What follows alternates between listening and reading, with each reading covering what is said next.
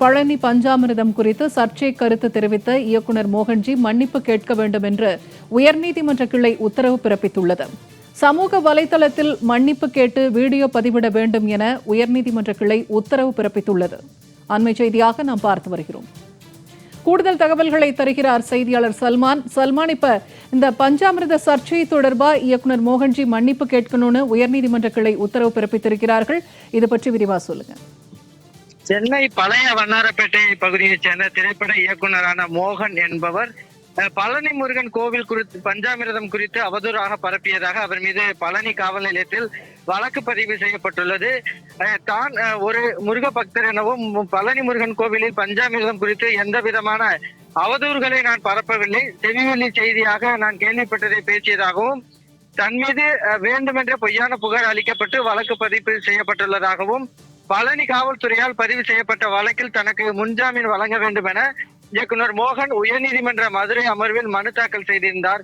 இந்த மனு நீதிபதி பரத சக்கரவர்த்தி முன்பாக இன்று விசாரணைக்கு வந்தபோது அரசு தரப்பில் ஆஜராகி வாதிட்ட அரசு கூடுதல் தலைமை வழக்கறிஞர் வீரா கதிரவன் மனுதாரர் தரப்பில் பிரபல தமிழ் திரைப்பட இயக்குநராக உள்ளதாகவும் சமூகத்தில் பிளவு ஏற்படுத்த வேண்டும் என்றே பழனி பஞ்சாமிர்தத்தில் கருத்தடை மாத்திரை கலக்கப்படுவதாக பொய்யான குற்றச்சாட்டை உண்மைத்தன்மை உறுதி செய்யாமல் சமூக வலைதளம் மூலமாக கருத்து தெரிவித்துள்ளார்.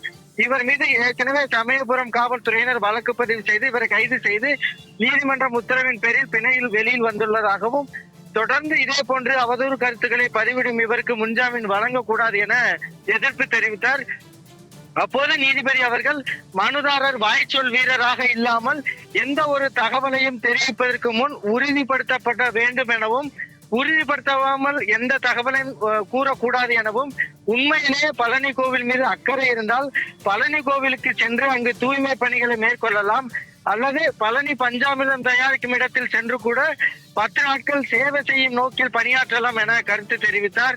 மேலும் மனுதாரர் பழனி பஞ்சாமிர்தம் குறித்து கருத்து தெரிவித்த சம்பந்தப்பட்ட சமூக வலைதளத்தில் வெளிப்படையாக மன்னிப்பு கூற வேண்டும் எனவும் பிரபல தமிழ் மற்றும் ஆங்கில நாளிதழ்கள் ஒவ்வொன்றிலும் தமிழகம் முழுவதிலுமாக இந்த விவகாரத்தில் மன்னிப்பு கேட்டு விளம்பரமாக வெளியிட வேண்டும் என உத்தரவிட்ட நீதிபதி அவர்கள் மனுதாரருக்கு மேலும் பல்வேறு நிபந்தனைகளை விதித்து முன்ஜாமீன் வழங்கிய அந்த உயர்நீதிமன்ற மதுரை அமர்வு நீதிபதி பரத சக்கரவர்த்தி அவர்கள் உத்தரவிட்டுள்ளார்கள். பூர்ணிமா, தகவல்களுக்கு நன்றி சல்மான்.